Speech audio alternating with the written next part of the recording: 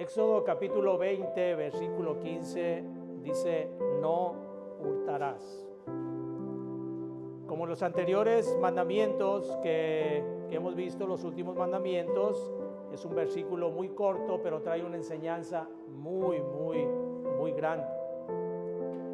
Este mandamiento de no hurtarás es uno de esos mandamientos que podemos considerarlos como de aplicación universal. ¿Y por qué se considera como de aplicación universal?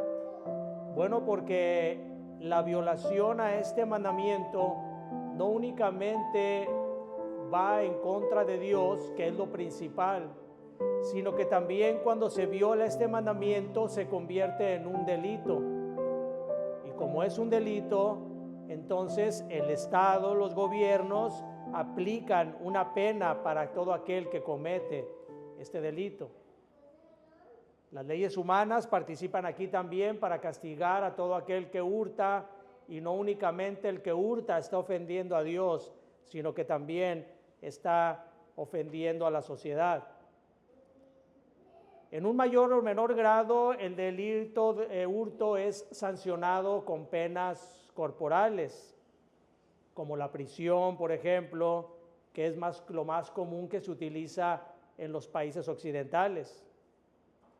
También existe en países, sobre todo los países musulmanes, donde se les aplica un castigo físico. Se les aplica un castigo físico también a todos aquellos que cometen el delito del hurto. Por ejemplo, el Corán, que es el libro de los musulmanes, dice así: al ladrón y a la ladrona cortadle las manos como retribución de lo que han merecido como castigo ejemplar de Alá. Este es un castigo que se usa mucho dentro de los países musulmanes. Aún en la fecha, no únicamente en la antigüedad, sino aún en la fecha, el castigo es de esa manera. Pero también existe un castigo para el ladrón que se llama la ley de la retribución. Y esta era la ley que se aplicaba en el Antiguo Testamento a todo aquel que cometía hurto, siempre y cuando no lo cometiera con violencia. Dice Éxodo capítulo 22, versículo 1: cuando alguno hurtare buey u oveja y los degollare o vendiere, por aquel buey pagará 5 bueyes y por aquella oveja 4 ovejas. Este mandamiento para nosotros es de muy fácil comprensión, porque todos sabemos lo que es robar, lo que es hurtar. Y este mandamiento tiene su inicio, o Dios dejó ese mandamiento con el fin de que se protegiera la propiedad privada. Porque hurtar es tomar algo que le pertenece legalmente a otra persona sin el consentimiento de ella. Eso es la definición de hurtar. Y este pecado se comete tan a menudo que en ocasiones la gente del mundo lo ve como algo sin importancia. Incluso nosotros podemos caer en ese error de ver al pecado de hurto como algo sin importancia. Por ejemplo, el robo de un dulce en el mercado se puede ver como algo sin importancia. Un lápiz en una oficina, o algún artículo de aseo de algún lugar que alguien pueda llevarse. También el delito el pecado de hurto puede verse como algo necesario, entre comillas. Por ejemplo, el robo por necesidad de comida. Incluso muchos pueden considerar un robo justificado, un robo por justicia, como aquel famoso personaje Robin Hood, que robaba a los ricos para darles a los pobres. Sin embargo, el pecado de hurto no tiene concesiones. Robar es robar. Y no importa la manera en que se haga, el robar está penado por la ley de Dios. El robar, aun en casos de pobreza o por necesidad, es algo que ofende a Dios. Y esto lo tenía muy claro el escritor del libro de Proverbios, Por eso escribe un proverbio en el cual le ruega a Dios que no le dé pobreza para no blasfemar su nombre, para no ofender el nombre de Dios. Por Proverbios 37, 7 al 9 dice: 2 cosas te he demandado, no me las niegues antes que muera. Vanidad y palabra mentirosa aparta de mí. No me des pobreza ni riquezas, manténme del pan necesario. No sea que me sacie y te niegue y diga quién es Jehová, o que siendo pobre hurte y blasfeme el nombre de mi Dios. Así que el hurtar no tiene ninguna concesión. El hurtar, aún en caso de necesidad, es algo que ofende a Dios, porque es un pecado hacia Dios.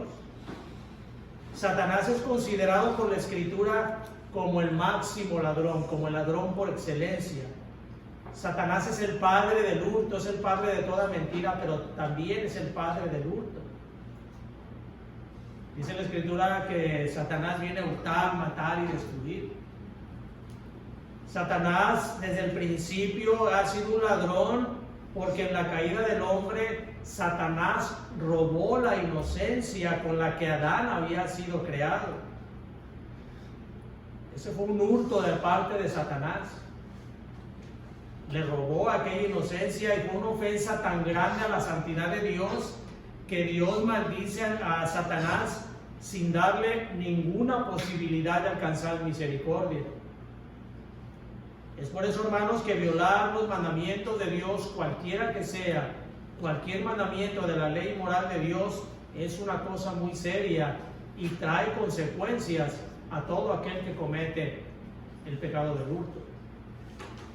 En el capítulo 7 del libro de Josué vemos un pasaje que narra acerca de lo que se le llama como el pecado de Acán. Acán, si ustedes recuerdan, era un hombre de la tribu de Judá que había participado en la toma de Jericó.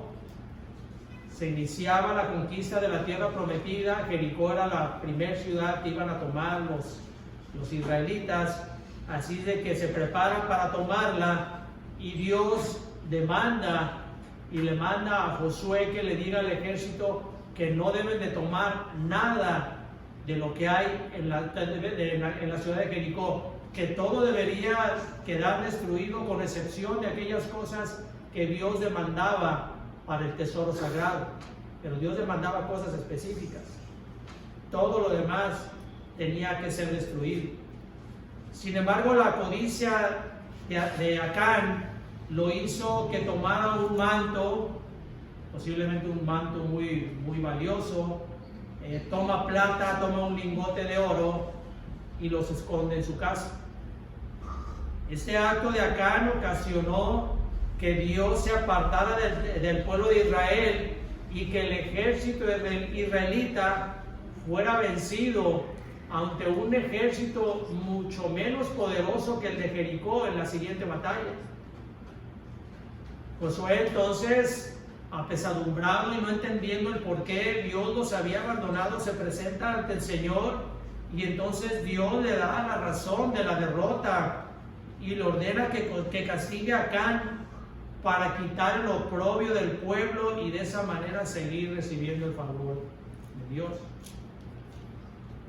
La historia termina entonces como Josué manda llamar a Acán, confiesa su pecado y entonces es castigado hasta morir para quitar el oprobio del pueblo. Mis hermanos, nosotros tenemos el favor de Dios porque Cristo nos ha otorgado ese favor, nos ha otorgado con su justicia ese beneficio. Pero cuando nosotros pecamos deliberadamente, sin un arrepentimiento sincero, estamos nosotros despreciando ese maravilloso regalo que Cristo nos ha hecho y estamos exponiéndonos a la ira de Dios. Debemos nosotros de despojarnos de todo intento que haya en nuestro corazón de querer apropiarnos de algo que no nos pertenece.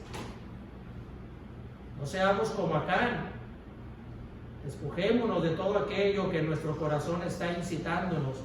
Probablemente no nos demos cuenta que estamos participando en un delito de robo, vamos a ver más adelante, cómo hay tipos de robo que probablemente nosotros lo estemos cometiendo, pero tenemos que ser muy, muy honestos en nuestra manera y arrepentirnos de todo ese pecado y cambiar nuestra forma de ser.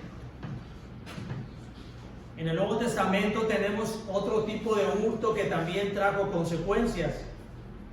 El libro de Hechos nos narra en sus primeros capítulos cómo la recién formada iglesia de Jerusalén estaba pasando por un gran avivamiento espiritual.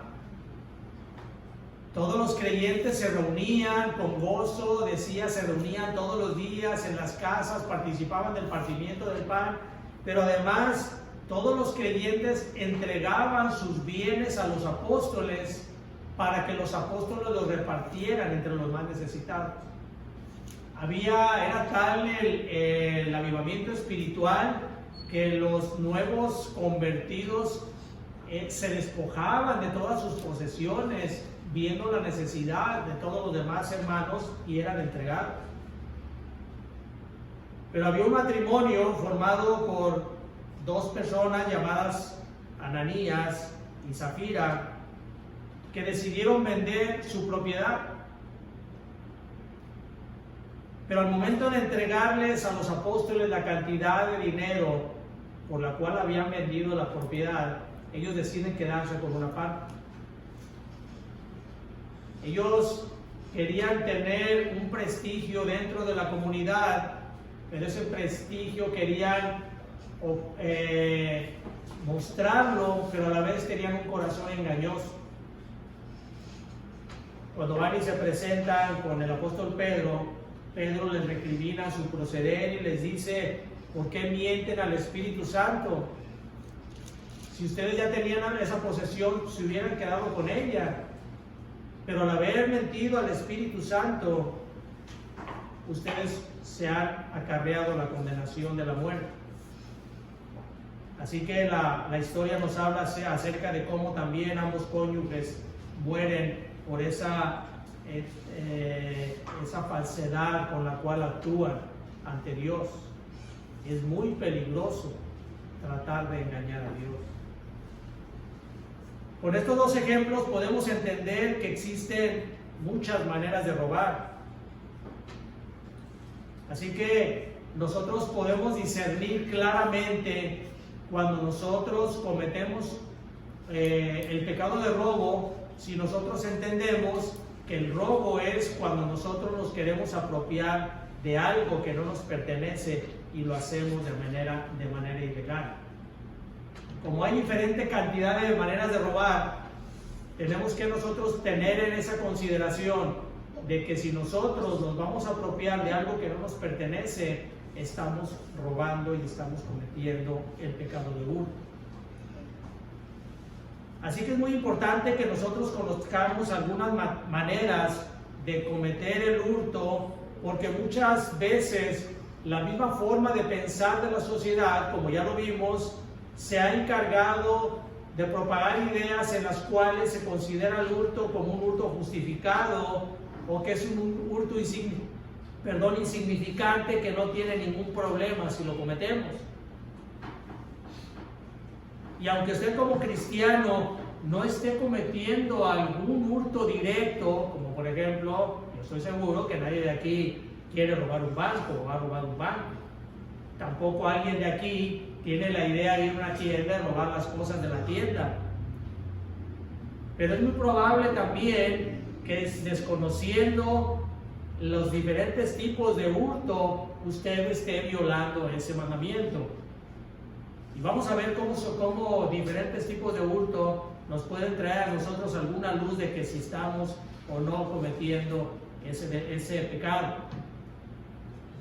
Una persona peca violando el octavo mandamiento cuando instala en su computadora un programa sin haber pagado los derechos correspondientes. Eso se da mucho. Los programas son caros y las personas quieren tener un programa en su computadora, pero no quieren pagar el derecho que corresponde. Así que van, lo consiguen de manera pirata, como se dice, y van y lo instalan en su computadora. Pero esos están cometiendo un delito de hurto. Un delito de hurto también se comete cuando se descarga algún libro de la computadora sin tener el permiso para hacerlo. Hay libros que se pueden descargar. Hay libros que dice ahí, este libro puede descargarse porque está autorizado por el autor o los que tienen los derechos de autor. Pero si usted descarga un libro que no esté autorizado para ello, o saca copias de un libro, también está cometiendo el delito de hurto. Usted comete el delito de hurto cuando comparte sus claves de los programas de televisión, de los sistemas de televisión por paga. Si usted está compartiendo el Netflix o el Amazon o cualquiera de ellos, le da la clave a alguien más, no importa de quién se trate, está usted cometiendo el delito de hurto. También comete el delito de hurto cuando descarga música sin pagar los derechos correspondientes, o cuando compra un USB cargado de música también, de esos que se llaman piratas. No son delitos menores, hermano. El delito de hurto es un delito de hurto. Si usted está haciendo eso, no lo haga. Arrepiéntase, cambie. Para eso es para que nosotros nos estemos frente a la Escritura, para que nosotros vayamos corrigiendo todo aquello que estamos haciendo. También comete hurto cuando busca la manera de evitar pagar impuestos, o cuando altera cuentas para pagar menos impuestos, o cuando presenta facturas falsas para no pagar impuestos. La paga de impuestos es una ordenanza de Dios. No es algo que el gobierno haya instituido únicamente, es algo que proviene de Dios. Romanos 13:17 nos obliga a cumplir con nuestra obligación de pagar impuestos. Dice: al que tributo, tributo; al que impuesto, impuesto; al que honra, honra. Todos nosotros debemos de pagar los impuestos. Se comete hurto cuando se da una edad falsa para ahorrarse dinero. Y esto se usa mucho en los padres que les piden a sus hijos que mientan respecto a su edad para pagar menos en algún lugar a donde los llevan. Hay una anécdota respecto a esto que a mí me gusta mucho, y dice que era un padre piadoso, un padre que les enseñaba a sus hijos valores cristianos, y su hijo acababa de cumplir 6 años y decidió llevarlo a un parque de diversiones. En ese parque de diversiones, los menores de 6 años, los de 5 años para abajo, pagaban menos que los de 6 años para arriba, en una cantidad considerable. Así que cuando entran a uno de esos juegos, el encargado le pregunta la edad al niño: ¿qué edad tienes? Y el niño le dice: tengo 6 años. Y el encargado le dice: me hubieras dicho que tenía 5 años y yo no me hubiera dado cuenta. Y el niño le dice: usted no se hubiera dado cuenta, pero Dios sí se hubiera dado cuenta. Esos son los valores cristianos que debemos de enseñarles a nuestros hijos. Dios se da cuenta, Dios nos ve. Y este niño llevaba unos principios ya que el padre le había estado enseñando. Proverbios 22:6 dice: instruye al niño en su camino, y aun cuando fuere viejo no se apartará de él. Qué importante es, hermanos, que nosotros desde pequeños a nuestros hijos nos vayamos instruyendo por el camino de la verdad, que les vayamos enseñando los principios morales que Dios ha establecido en su palabra. También comete el pecado de robo cuando, aprovechando un error, se queda con algo que no ha pagado. Usted va a un lugar, va a una tienda, de alguna manera el dependiente se descuida y le entrega algo que usted no pagó, sale, se da cuenta y dice: bueno, pues ya me tocaba, pero eso no es así. Eso también es el delito de hurto. Hace poco me sucedió a mí algo, se los cuento como una ilustración nada más por esto que estamos tratando. Pero hace unos meses yo encargué una camisa por internet, y cuando me llega la camisa, no era la camisa que yo había pedido. Así que llamo yo a la compañía y les digo, la camisa que me mandaron no fue la camisa que yo pedí. Entonces los de la compañía me dicen, no se preocupe, le vamos a reembolsar su dinero, va a aparecer en su tarjeta el reembolso. Y yo les dije, muy bien, me parece bien, ahora díganme cómo les regreso la camisa. Y me dice, no tiene necesidad de regresarla, quédese con ella. Le dije, no, le digo, lo que pasa es que yo no pagué, ya me van a reembolsar el dinero, así que la camisa ya no es mía. Y me dice, no, dice, es política de la compañía, usted no tiene ningún problema, es una política de la compañía el que usted se quede con esa camisa, así que no hay ningún problema. Eso no era hurto, hermanos, eso era algo que la misma compañía me estaba dando, quizá como por el error que había cometido. Eso se usa mucho en las tiendas en Estados Unidos. En Estados Unidos muchas veces cuando ellos cometen un error y dan algo que no era, como un agradecimiento, le dicen que eso no es robo, usted puede quedarse con él y no está cometiendo ningún pecado ni tampoco ningún delito. Pero si yo me hubiera quedado con la camisa de manera intencional, sin avisarles, aprovechando el error de ellos, entonces sí estaría yo cometiendo el pecado de hurto. Se comete el pecado de hurto cuando los empleados de alguna empresa o del gobierno cobran, pero no trabajan el tiempo estipulado. Yo trabajé también hace muchos años, trabajé en el gobierno, y cuántas veces en las oficinas las secretarias o los empleados se ponían a platicar, y no hacían nada durante horas hasta que no llegaba el jefe, entonces se ponían a platicar. Eso también es estar robando el tiempo. Se comete el delito de hurto cuando se roban los utensilios del trabajo, las herramientas, los productos terminados, los materiales de aseo. ¿Cuántas personas también que trabajan en empresas o en el gobierno, sobre todo, llevan a sus casas los rollos de papel, el cloro, todo ese tipo de cosas? Hermanos, ese también es un delito. No es una bendición. Yo recuerdo que hace muchos años también compré una Biblia, era de las primeras Biblias que compraba y me había salido cara. Y en la hojita le puse, si usted se encuentra esta Biblia, no es una bendición, regrésela por favor a su propietario. Y le puse ahí mi teléfono, le puse mi nombre. ¿Por qué? Porque no era algo que yo obsequiaba. Entonces, si usted encuentra algo, busque la manera de regresárselo a su propietario. Si el propietario le dice, te lo regalo como un agradecimiento, acéptelo, pero no se quede con las cosas. No importa lo que se trate. No importa de cualquier cosa, el hurto es el hurto. También se comete el pecado de robo cuando en el comercio se cobra un precio excesivo que no corresponde al producto.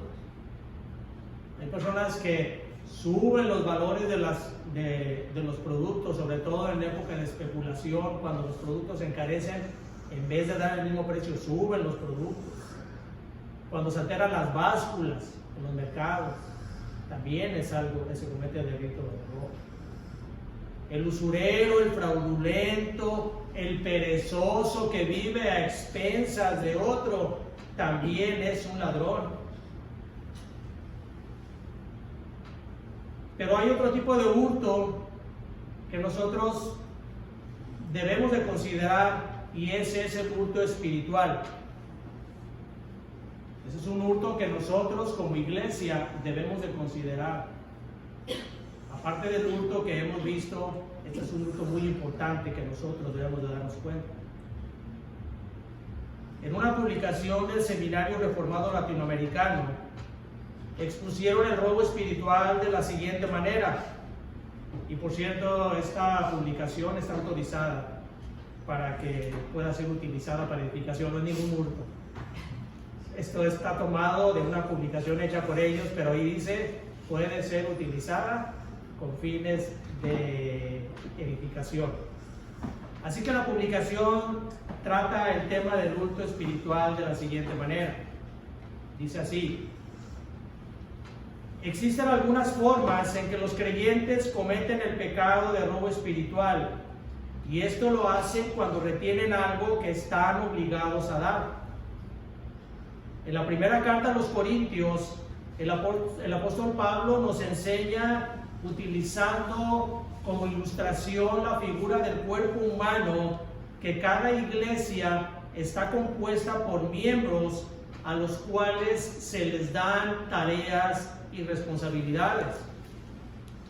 A unos se les da la tarea de la enseñanza, a otros se les da el dar su tiempo, sus recursos, otros participan ayudando a los necesitados, otros pueden participar también en estar orando por cada uno de los hermanos. Algunos más se les da la tarea del mantenimiento del edificio, de la limpieza del edificio, la administración de la iglesia, el cuidado de los niños. Hay muchas tareas y responsabilidades que se pueden dar en una iglesia. Y cada una de estas funciones deben llevarse a cabo de manera responsable por cada uno de los que la tienen, para que se cumplan los propósitos de Dios. Es así como una iglesia puede trabajar bien. Así como un cuerpo humano, como Pablo lo hace ver en Corintios, así la iglesia trabaja bien como cuando cada uno de los elementos de la iglesia participa. Sin embargo, lo que ocurre frecuentemente en muchas iglesias es que solo unos cuantos miembros cumplen con las responsabilidades, mientras que los demás no hacen nada. Cuando esto sucede, el trabajo se carga en unos pocos, y estos pocos tienen que redoblar sus esfuerzos para dar más de su tiempo, más de sus recursos, para que la obra continúe. Es como en una empresa. Una empresa, cuando hay trabajadores que no hacen nada, los demás trabajadores, para sacar el trabajo, tienen que trabajar más, tienen que usar más tiempo, para que nosotros que no hacen nada, pues, o más bien para que estos que hacen mucho, pues suplan a los que no hacen nada. Así pasa en una iglesia. Y lo que hacen aquellos que no participan es robarle de sus esfuerzos, de su tiempo y de sus recursos a aquellos elementos que son comprometidos. Gálatas 6:2 dice: sobrellevad los unos las cargas de los otros y cumplid así la ley de Cristo. Todas las iglesias tienen necesidades, y es una obligación moral de que cada creyente esté dispuesto a dar y no únicamente a recibir. Muchos de los miembros de una iglesia reciben todos los beneficios de la iglesia. Reciben las bendiciones, los privilegios espirituales, las oraciones de los hermanos. Sin embargo, aquellos que no dan nada a cambio, sino únicamente se benefician de la iglesia, son ladrones espirituales, porque retienen lo que Dios les ha dado para que lo desarrollen en beneficio de toda la iglesia. Eso es lo que sucede cuando hay creyentes que únicamente reciben y no dan. Estamos hablando de términos espirituales, hermanos, de cómo nos beneficiamos. Imaginemos, suponiendo que yo soy uno de esos creyentes, yo soy de los creyentes que no dan. Entonces los otros hermanos oran por mí, se preocupan por mí, yo recibo la bondad, el amor, el compañerismo, pero yo no doy nada a cambio. Recibo pero no doy, y eso me convierte a mí en un ladrón espiritual. Cuando un creyente actúa de esa manera es porque carece de madurez espiritual. Y es cuando no es porque muchas veces no es porque lo haga de una manera como diríamos, consciente a lo mejor en algunas ocasiones, simplemente carece de la madurez espiritual. Debemos nosotros ser pacientes con ellos, pero sí debemos nosotros de predicarles sobre esto que está viviendo. Este creyente que no tiene madurez espiritual es como un bebé que recibe de su mamá, pero él no da nada para su mamá. Es un bebé espiritual. Ahora, hay algunas causas que motivan al creyente a convertirse en un ladrón espiritual.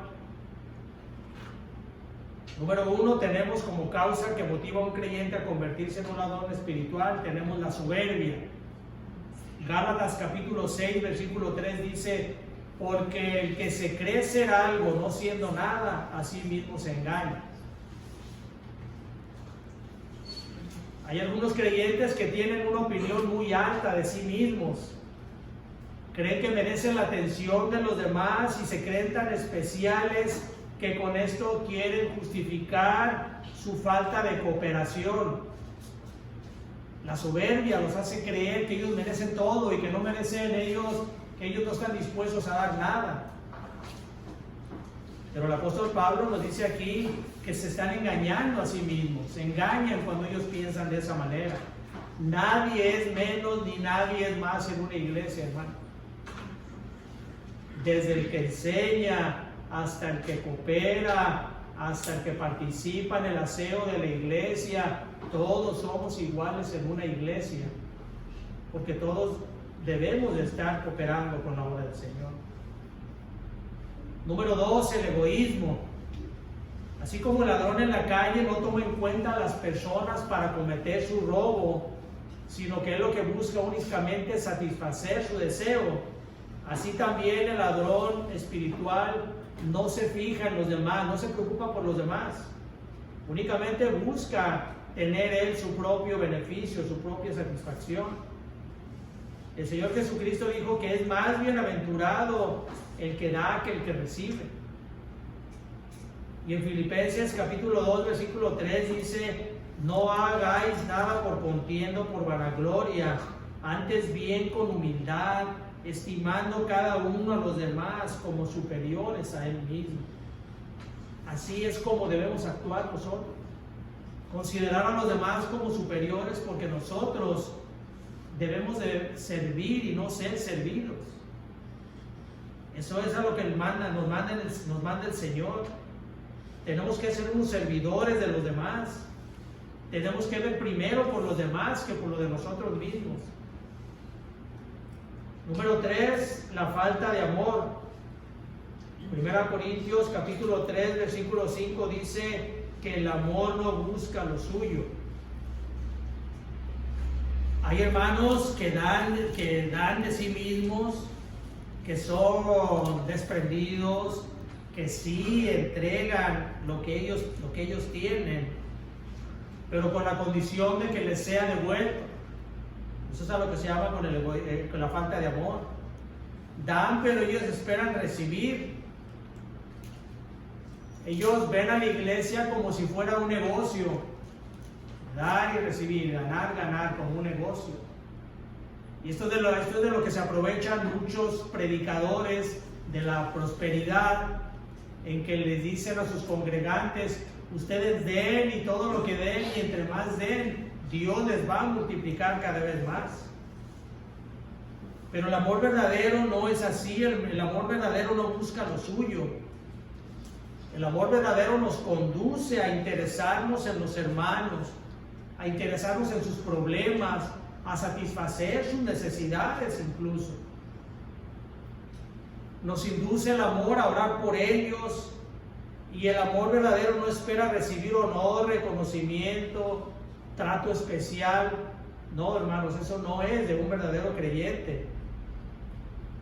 Todo aquel que espera recibir un trato especial por aquello que da es un ladrón espiritual.